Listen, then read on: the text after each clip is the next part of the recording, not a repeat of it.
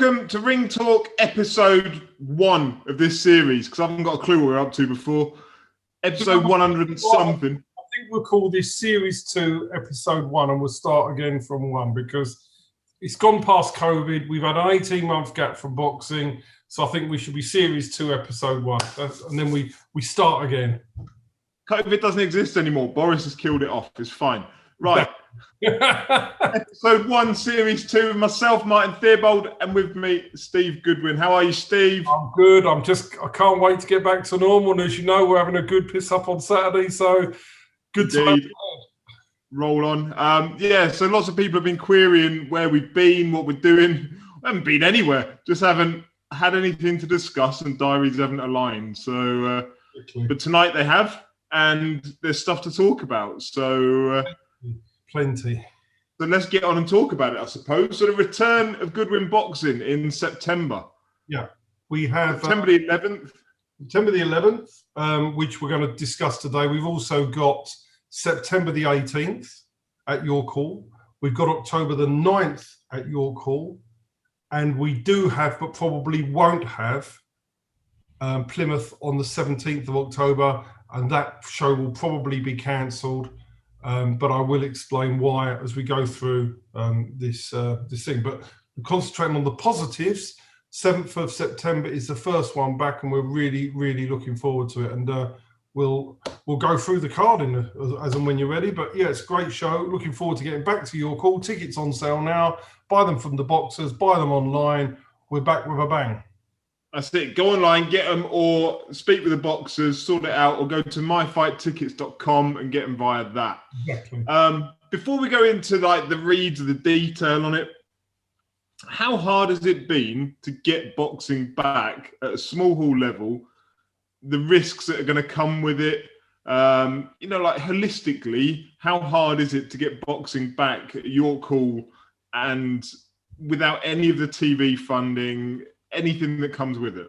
Well, it's horrific. Let me tell you why. The boxing board have not been helpful to small hall promoters. Okay, so at this moment in time, we are only allowed to stage 9 fights at your call.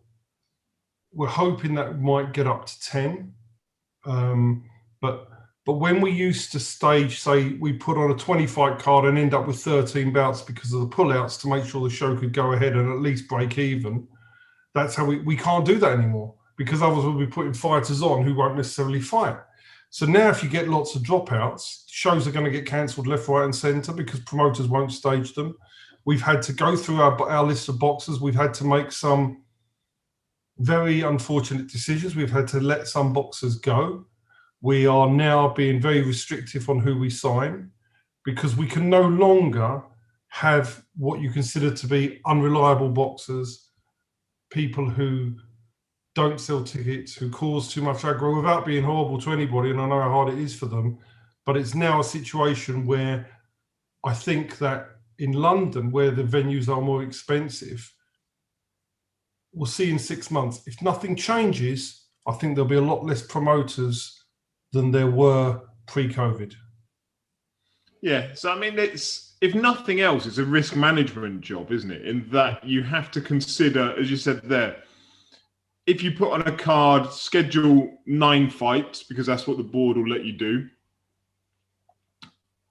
Say, for instance, one fighter comes down with COVID, a home fighter, with 5 weeks' notice. You're not necessarily going to have time to replace that fighter with another one, so you lose 1/9 of your card immediately. Mm-hmm.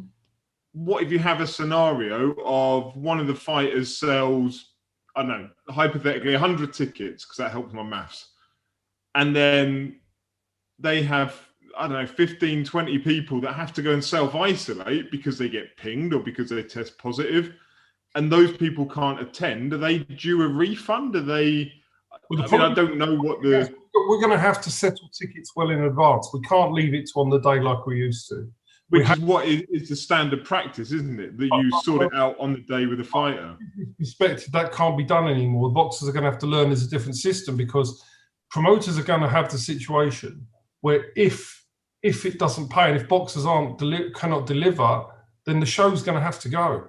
It's not going to be, you can't lose. I can't be losing £5,000 or £10,000 a show. I might be prepared to lose a few thousand, but I can't get to £5,000 and £10,000 negative. So boxers, I've told all the boxers, and I said to them honestly, because I had a proper chat, you're working for each other now, because if you pull out or you don't, if you've got an injury and don't tell us till the last minute, or you pull out because there's a problem, it's not us you're affecting, it's going to be your other fellow boxers. So you've all got to pull together and realise for the common cause, you've all got to play the game now. Don't hide things from us. We need to know closely what is going on. And that's why, as a manager now, a manager of fighters, I can only have fighters where I trust the trainer, I trust the boxer, we have the right relationship. If there is a breakdown in a trainer that maybe on a different job, we have to now turn around and say to that boxer, perhaps it's not going to work with us going forward.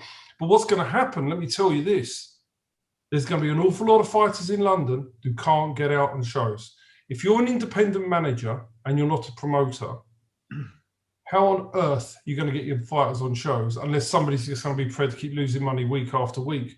Because I've got enough problem getting my own boys out, and the only manager that I've got one of Mickey Amu's fighters on, but he's the only person who's not managed by us who's got a fight on our show coming up in the next 3 shows, because we can't do it anymore. And that is how difficult it's going to be. So you're going to find a lot of fighters, because of this board ruling, are going to be stranded without fights. And I can't see promoters running out to do shows in London. It's going to be very difficult to make it pay. So you may have some that run out keen for now, but let's see where everybody is 6 months, 9 months. I mean, I don't know where anybody's going to be, because this is going to be extremely, extremely difficult to promote shows at places like York Hall and break even. Virtually impossible to break even. And as daft as it may sound, is York Hall going to have some work done to make it kind of COVID safe? I mean, I know they've been running shows during COVID, but there's a show this Saturday, and I know that the board are inspecting York Hall this week, which whatever they decide to implement, I presume they've got to implement on Saturday. We have decided, we made a conscious decision not to go this early, because I wouldn't want to be staging a show this Saturday and not knowing what the protocol is going to be. Yeah. It doesn't make sense to go. To me, it didn't make sense. So that's why we waited to September. So by the time that is, we can implement whatever there is. We can do it right. Boxers have enough time. We know where we are. So that's why we made the delay to wait till September, till we could do it and know exactly what we're doing. But good luck to them for running a show Saturday, and I hope it goes well for them. Yeah, well, we actually had a question about that, so let's hit it while we're here. It's from Bettel Q. Thoughts on Mo Pryor's show this Saturday, which you kind of just touched on in terms of wishing good luck. It's great to see boxing back, so good luck to them, and I hope it works out okay for them. Yeah. All right, so those are some of the challenges you've overcome. You've still got more to overcome prior to September. I've got no doubt about it. Yeah. And it'll be a learning experience back to day one almost for doing it.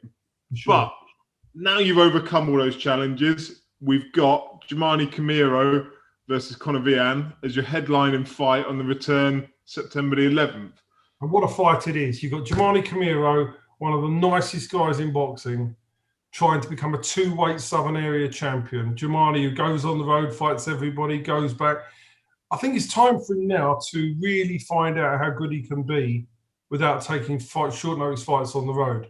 And to become a 2-weight champion, not many people do that. And he's not got a pushover. He's fighting Conor Vian, who's a great fighter from the Graham Everett stable in Norwich. He fought a very good fight against Curtis Felix at a weight above. He's now dropping down to super lightweight. And I think it's a cracking fight. And it'll be a great atmosphere. Conor brings a load of fans. Jamani thinks he's going to do plenty of tickets, which I think a lot of boxers will. I think this is going to be like a debut for many of them again. And I think it'll be an absolutely exceptional fight. I think it's going to be an absolute cracking fight. Conor Vian comes forward. Jamani, as you know, he doesn't shy away from a fight. I think it's going to be an absolute cracking fight, and it's a great fight to come back to boxing with that, because I think there's no doubt Jamani is the favourite. But it's not a gimme fight at all, and I think it's a very, very competitive fight. And there's a lot of people waiting in the wings at super lightweight that want to have a crack at the Southern Area title. I think there's about 6 or 7 boxers all sitting there trying to push forward for a title shot. So we'll see what happens after this. But, I mean, what a fight. Credit to both boxers for taking it, to come straight back into a fight like this. And I think it's a really, really good headline. But underneath it all, we've got some really, really fantastic prospects on the card. Just starting off with where we stand. Billy Stanbury, who is, thank God he's fighting up here because he is from the Plymouth area and he'd be fighting on that Plymouth show. But he's fighting and he's a really exciting prospect. I think he's an outstanding prospect, Billy Stanbury. Looking forward to seeing him. Jack Owen, who's unbeaten in 4, he returns. Harry Armstrong, the Don Charles trained heavyweight, he has he's got his second pro fight. Paul Brown is an interesting new addition to the Goodwin stable. He's 5-0, was previously managed by Joe Elford down in Kent. He's never dropped a round in 5 fights, so it'll be his first fight under the Goodwin banner, and he's looking to make strides towards Southern Area titles at super middleweight. Shoki Khan, he's back. He had some injury problems. He's back, and he's a very exciting talent with a lot of potential. Amar Kiani, what can I say about Amar? Stuart Scott trains him. Great training setup down there in Wickham. I think Stuart will be one of the trainers that really makes his mark in the sport over the next few years.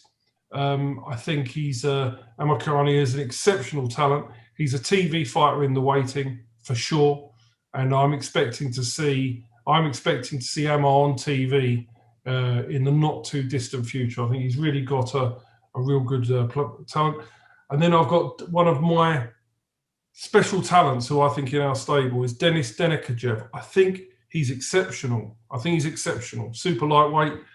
I think he's absolutely exceptional. I think he's going quite a long way in the sport. I think he's got everything.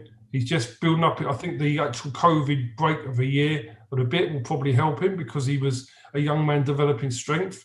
I went down to see him in his gym probably 3 months ago. He looks like he's filled out, and I think he's absolutely exceptional. He's back. And then we've got 3 debutants. We've got Mickey Amou's fighter, a guy called Ahmed Hatim, who was the London champion as an amateur. He makes his professional debut, and we'll always work with Mickey. We've got a close bond, as you know. It's not about boxing with him. He's our friend. So is he there Saturday night? Sorry?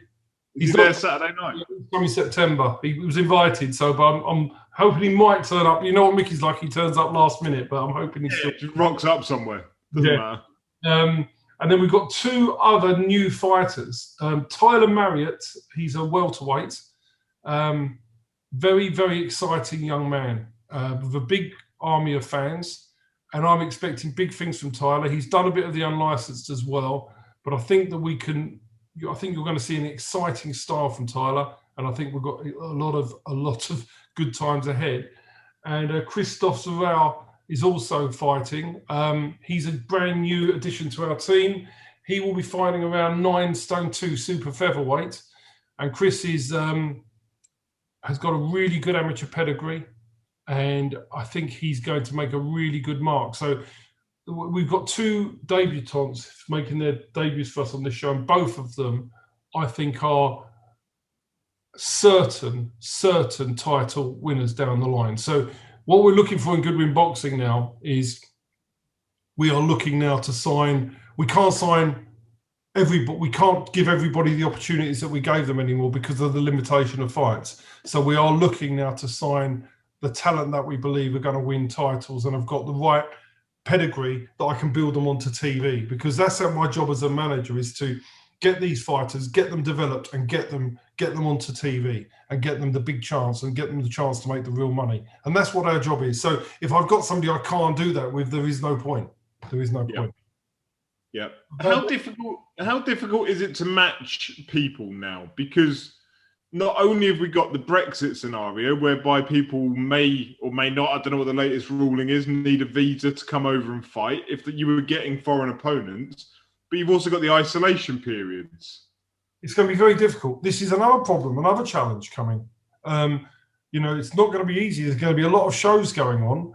There's going to be a lack of opponents. It's going to be very, very difficult to match all the fighters. And I think you're going to see around the country a lot of fights drop off because they can't get opponents. I think that is going to happen. I think that's without a doubt. It's going to be very challenging and very difficult, and it's going to be exceptionally hard for everybody. And it's just one of those, it's just going to be very difficult. There's so many challenges. And at the end of it, a lot of people are going to promote, and they're going to look at after doing it for a few times and go, can we continue doing this? Can we afford to continue doing this? And there's going to be a lot of managers stuck with fighters who can't get them on shows. I'm telling you, and I'm predicting this now, that when fighters sign with certain managers, if they can't get that, they're going to be stranded without being able to get them out.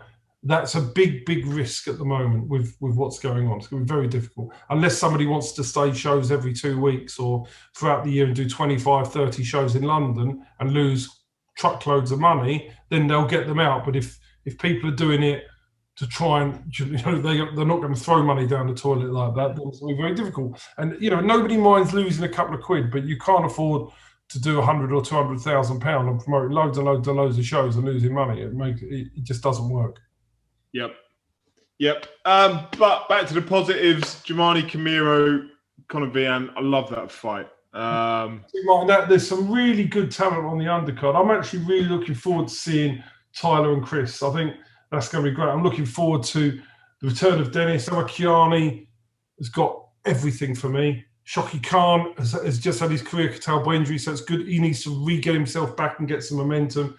Billy Stanbury is an exceptional talent. I know you haven't seen him fight yet. And Jack Owen, somebody that, he needed a year off. I think he's going to come through, and I think he'll be winning a Southern Area title within 12, 18 months. So there's some really, really exciting fights. And we've got more exciting title fights to announce on the next shows, which we'll start off with that next week, I think. Yeah, so we'll come on to September 18th next week with another title fight headline. Yeah, exactly. Yeah, all right, cool. So that's the return of Goodwin Boxing, September the 11th. Yeah. Get onto myfighttickets.com. Get onto any of the fighters we just mentioned. Get a ticket, return to boxing. Love it. Exactly. Cool. Other return to boxing. What we had? There's fight camp this weekend, isn't there? We'll come on to that in a minute. Let's talk about Joe Joyce against Takam. Yeah. Did you watch it? I did watch it. I thought it went the way I thought it would go. I thought I think I could have written the script. It's just basically what I thought would happen. He would just keep coming and keep coming and keep coming until Takam crumbled. And that's exactly how Joe Joyce was going to win that fight. And I had somebody we had a few people around last Saturday, and Kieran, Olivia's partner, said to me, I think having a bet on Takam at 8-1. And we said, no. There's a reason he's 8-1. Yeah, he's 8-1 because we told him what would happen. He didn't have the bet, because you've got to really understand how styles make fights. And Joe Joyce is a handful. If he fought Chisora, I think he'd do exactly the same with Chisora as well as he did with Takam. I think it would be identical, pretty much an identical fight. And so that he's just a handful for everybody. That Joe Joyce will be beaten, but it won't be the style of fighter that Takam or Chisora have that's going to beat Joe Joyce. Yeah, I mean it's insane that he's as good as he is, because you watch him and you think it doesn't work. Like the mechanics of what he does don't work, and yet they do. Whatever it is he's doing is working. But as you say, he will get beaten. It'll be by somebody who either moves very well, is very quick, or hits very hard. One of those three things. And you need that. You need that to beat him. Either one or all, and that will beat him. But if you are the straightforward, normal, stereotypical heavyweight, you probably get beat. Who do you think wins out of interest, Joe Joyce, Dillian Whyte? We had this debate on Saturday. Joyce. Yeah, we thought that. We actually said that we thought that Joyce beat Dillian Whyte. That was a general consensus. Yeah, it's that again, Dillian Whyte probably not the right style to beat Joe Joyce again. Not that Dillian Whyte can't become a world champion, because I think he can. But he's not got the style for Joe Joyce. And I think that's what a lot of this comes down to. And I think White actually does so much better than what Joyce does. Technically, to watch him and what he does is so much better than what Joyce does. But I still believe Joyce would be able to handle his power, see him through a rough 4, 5, 6 rounds and wear him out. Yeah, that's exactly it. That's the way I see it. But that'd be an interesting fight. But the heavyweight division is opening up, but whether we ever see the Fury Wilder thing, I mean, that's just becoming so boring. I don't give a shit at this point. Do you know, are you like me now? You just think I'm bored with it all now. It's just whatever. Fight or don't fight. I don't care. Yeah, so exactly that. You've got your opportunity. Heavyweight there is good. I'm glad the Joshua Usyk fight, I think, is a well watchable fight. Yeah. So, you know, it's all... We'll move on, do something else. Exactly. But yeah, in terms of that, Joe, that was Joe Joyce. But yeah, we've got some boxing this weekend, haven't we? So, what did you think to Echo Esserman, having been on one of your shows before? You know, Echo Esserman is a lovely kid. I sat with him in my office and we had a chat before he fought Curtis Felix. He brought me a T-shirt for him. He was a really lovely... He brought me a T-shirt with his stuff and he gave me a present for his T-shirt. I thought it was really nice of him. And I think he's a really, really good kid. And I think he's also an exceptional talent. I did expect him to beat Chris Jenkins. I did. And I think he's a handful for anybody. And I think out there, as in the welterweight division, I think it's going to be very difficult for somebody to name somebody that beats him. That's my opinion. I think it's very, very difficult. I'm going to forget Conor Benn because Conor Benn is being very selectively matched. But I mean, Conor Benn against Echo Esserman, I'd probably fancy Echo Esserman, to be honest, to beat Conor Benn. It's a great domestic division if they ever got their act together. If you had Esserman, Mackinson, yeah. Bring Josh Kelly back, Conor Benn, those four together, if you could create something out of that, that'd be brilliant. Great division, all talented kids, all super talented. And Mikey's great. And yeah, but it'd be very, very interesting to see what happens. So that's really. Moving on, Fight Camp this weekend. I actually think it's a really good card Saturday night. I'm all right with it. If we start, I've got to say that as well. I mean, we'll have it on in the background, and but yeah, I think you can't really criticise any of the top 3 fights. I mean, and even the Yildirim Cullen fight is intriguing. It's mad. I've no idea where it came from. But how Yildirim has gone from fighting Canelo to fighting Jack Cullen, I'll never understand. But what a fight! What a good fight! And the McCarthy-Billum Smith fight is a great fight. I think it's a great fight. Full credit where credit's due. The Zoo against Leewood fight, giving Leewood that opportunity, I think that's fantastic to generate that. And Ben against Granados is a good fight. I mean, Granados, they're picking somebody who's been beaten at level and they're thinking they've got him on the way down and yet he's got a good resume. You know what they're matching. I mean, he has only won one of his last 4. So they're cleverly matching Ben against these people. It's very good matching and very good promoting. But I think the same way they had that bloke who went the distance with Sean Porter. I can't even remember what his name was.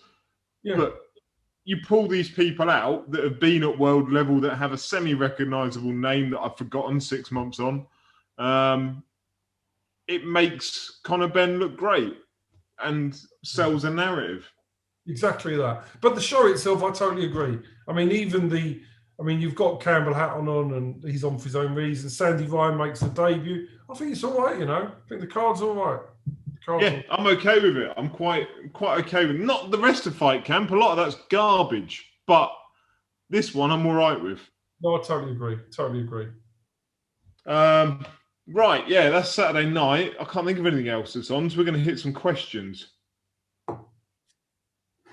So where are we at? People have been kind enough sending their questions. Bet or Q? We asked one earlier, so we're going to ask the rest now. Where the hell have you been? Well, I've been working on my financial services business, and I've not. Very busy.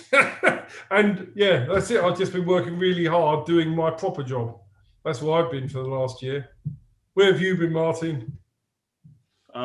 Kids, family, football, life. All of the above. But we want life back to normal now. We've agreed that we want life back to normal now.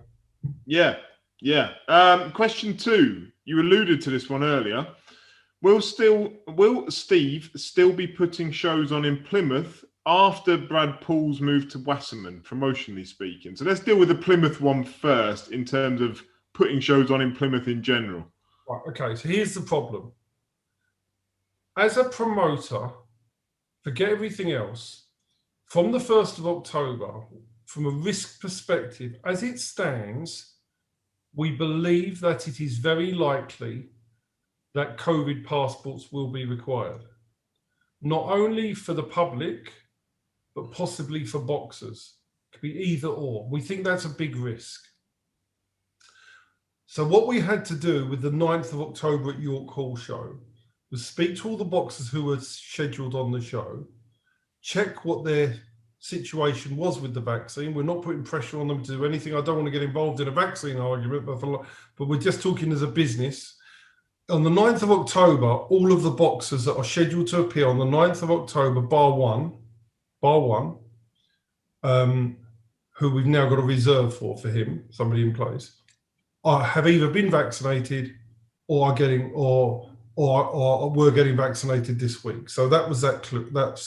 So that as a risk management level for a promotional company means you've got a show here. If these rules come in force, you can still run the show. Because it's not your rules, it's the rules that you anticipate are going to be brought forward by the government based on the stories people could have read themselves over the last week or so. Boris has said it clearly, 1st of October. The Football League have introduced it for Premiership footballers. It's looking quite apparent. And the problem as a promoter, you have to commit 2 months before to signing a contract for the venue and paying non-refundable deposits to security and everything else. So if, for example, we were going to commit in a week's time to the 9th of October show, we have to be sure that we've got a bunch of young men who can actually fight. So that's okay. 9th of October is fine. We then made the same call to the group of boxers that were on the Portsmouth show. Plymouth show. Unfortunately, 4 to 5 of them either are not going to get the vaccine, will not get the vaccine, or want to wait. That means there are not enough fighters left if this comes into fruition. And it means by continuing to do that show, that we would lose substantial amount of money. That's daft. So we are going to do the maths this week, but based on these numbers being not changing between now and when we meet, we will have to withdraw from promoting in Plymouth for an indefinite period until something sorts itself out, until this changes.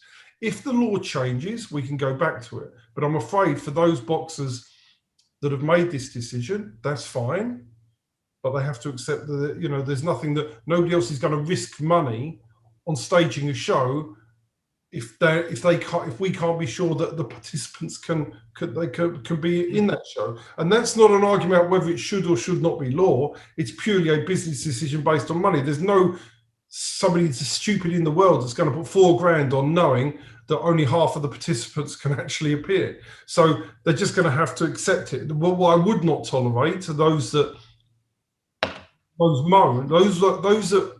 want to fight. I feel sorry for the 4 that want to go, but the rest that don't want to go, there's no point in them moaning that they can't fight because nobody's going to take the risk on their behalf. And we don't know. If in October we can, or November it changes, and maybe next February, March we can pick up Plymouth again. But unfortunately, it looks as if we're going to have to can Plymouth. But it's not our choice. It's the boxer's choice. They know what the score. They've all been told that if not enough want to come forward, that we can't do the show. Not enough have come forward, so it looks like that show won't take place. And again, just to be clear on it, it's not a Goodwin Boxing choice. It's the fact that there is a strong likelihood, based on government talk, based upon other sports, that will come into effect as of the 1st of October, that you need to have a double vaccination to be able to participate and or attend a show.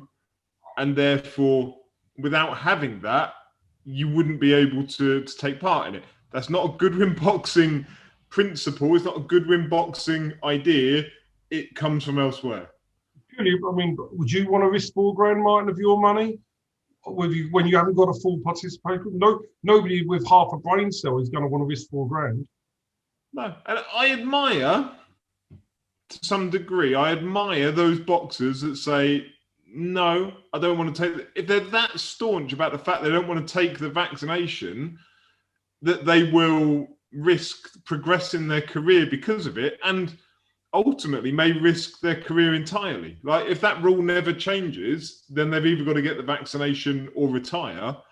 I admire those that say, no, I'm not doing it. I'll retire. Wait till the 1st of October, and let's say it's still there and think, oh, I better get it done now. Well, that's them done for the rest of the year. By the time they get the first vaccine, second vaccine, the time's gone off. That's them done till December. So that means, and with there being very little boxing in January, February, it means that what I've said to boxers is this, though. What I have said, the only bit of advice I've given them is, if you're going to get it done anyway, and you're not that anti-vax, then just get it done.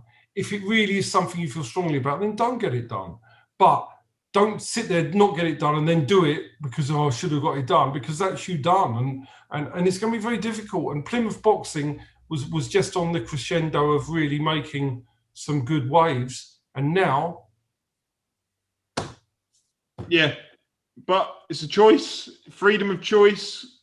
Exactly that. And I don't criticise anybody for anything, but I also don't want anybody to criticise me for not wanting to risk £4,000. Yep. And that's someone wants. If you're that anti the idea of it, then go out and raise $4,000, shove it into Goodwin Boxing, and then you can put the show on.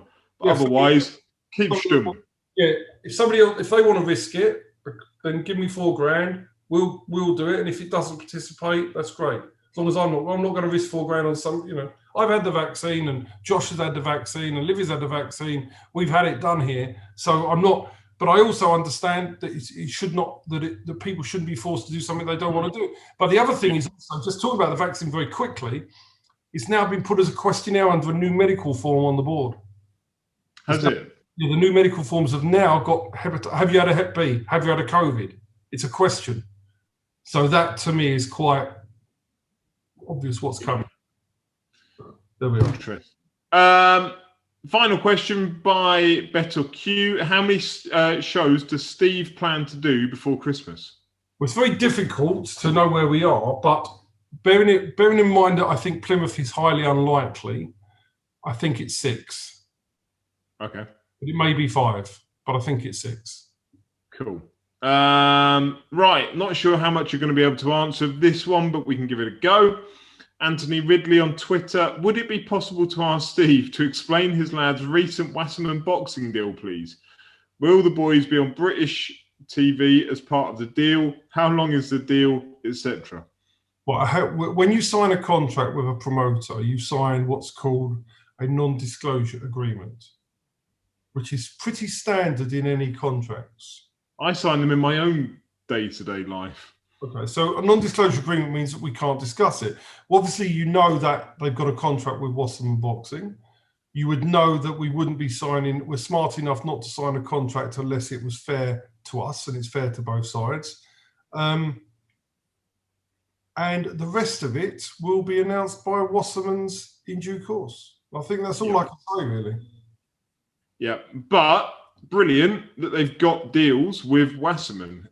People can probably draw their own conclusions what that means for now until there's anything more formal. I mean, the bottom line is you don't get paid. It's a promotional deal, not a managerial deal. I stay as manager, so we make that clear. I'm the manager, and they're not on ticket deals anymore. They're on purse deals, so I can comfortably say that. And you don't get purse deals for fighting in small hall shows. So definitely. Yeah. Lee at last. I hope you're well, Lee. What is happening with Linus and giving his belt up? Right, so Linus has signed a deal with Wasserman Boxing, and we've obviously got plans that are far, far, far, far, far beyond English level. River Wilson Bent, who is the challenger for the English title, does not offer Linus anything at this stage. Linus has been through the English, defended the English, proven himself to be at that level and beyond. River Wilson Bent is no walkover. He's a really talented kid. But he's the one with All to Gain taking on a guy with a proper TV contract. So they would do that. Linus benefits nothing from fighting River Wilson Ben. So as a manager, and after speaking with Linus, it wasn't Linus. Linus didn't say, I want to vacate. Linus leaves the decision to us. We spoke to the Wassermans. They didn't fancy the fight. I felt it was pointless. So we vacated because Linus has now got we're hoping to go much, much further on than an English with Linus. Yep. All right. Also, have you teamed up with Wasserman Boxing? Not teamed up, but we get on very well with them. And we have currently 2 fighters signed to them. All right. Riku on Twitter, lead right. With Wasserman being a promotional and management outfit, how does that impact the boxers that they sign? Does signing them automatically tie them to a Wasserman management contract? So you just alluded to it then. Yeah, Wassermans are not, whether they are managing or not, I have no idea. I don't know whether they have a separate management arm. But there is no relevance to they're not managing the fighters. We will be. That's really, that's it. I didn't even know if they're managing fighters, it's not something I was aware of. But if they are, it makes no difference. It doesn't impinge upon, I manage Linus, I manage Brad, and I will guide them. I feel that we all agree we've managed them perfectly, and I'll continue to do so. Yeah. Before I go on to the final question, our Ring Talk live date. Yes, it's been moved by a week.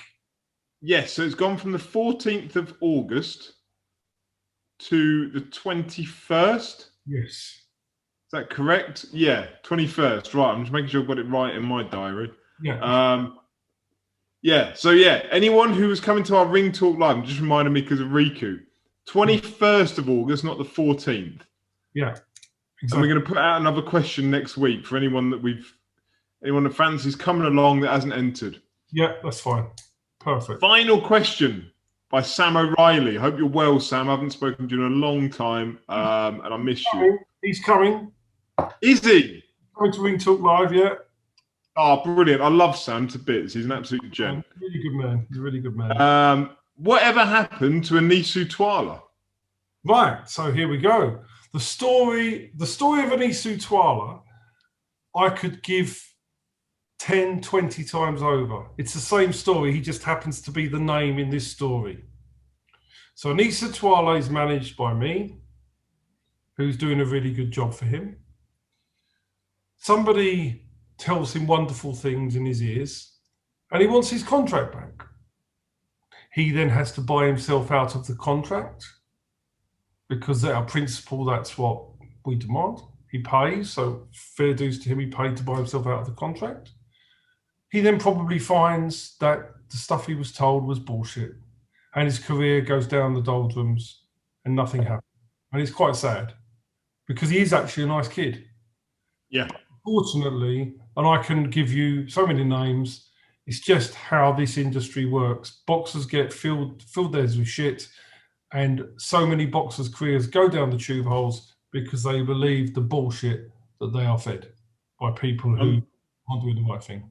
I'm just looking through his box rec now. What was his last fight with yourself? Was it the David Birmingham one? Yeah, I think he's had, just tell you now, I'll have a look while I spoke to you. Then he fought Dylan Draper and Chris Hadaway. He fought. Yeah. He lost to Birmingham, and that was him. That was him done. Because with us, he lost that fight. But if you remember, he came in. He just lost the weight too quick. Then he had two fights. He was promised international fights abroad. The things he was promised, the normal. Do you remember this? He was promised so much stuff that just wasn't true. And hopefully Anisu comes back. But the problem is it's so sad when nice kids like him get given such bad advice and they just don't believe it. You know, I had a meeting with him. We agreed plans of what we were going to do. But it just happens. I used to get upset by it. I just honestly now never get upset by this anymore. You just think, well, that's life, you know, move on. And you become friends with a lot of the boxers. But and some of them are good, but some of them just listen to this stuff. But you just got to accept it's just what happens. It's part of the job you do. and you just wait. And I'm sure another one will happen this year, no matter what. And I was speaking to somebody today. He said, Mickey Duff said, and this isn't the loyalty one. He said, for the majority of boxers, it doesn't matter what you've done yesterday. It doesn't what you've done today. It's whether you can do more tomorrow than the person who's making false promises. And that's what the problem is. And I agree with that. I totally agree with that analogy. Yep. And I know Sam and Craig Scott, they did some good work with Anisu. They helped promote him. They bought him some equipment. They did really good things for him because they're decent people. But yeah, there you go. There's the story of Anisu Twala. Hopefully we see him back in the ring one day because he is a nice lad. He is a nice lad. Cool. Right, there we go. Done and dusted. Episode 1, season 2. Well, at least we'll be able to remember the numbers now. Yeah, that's it. That's the only way I can work is on single digits. As soon as we get to 99 of season 2, I'm out. I'm retiring at that point. All right, Martin, so we'll get going. I'll see you Saturday. And lovely stuff. We'll be back Take on it. care, everyone. Have a good week. Stay safe. Take care, everybody. Bye-bye. Bye.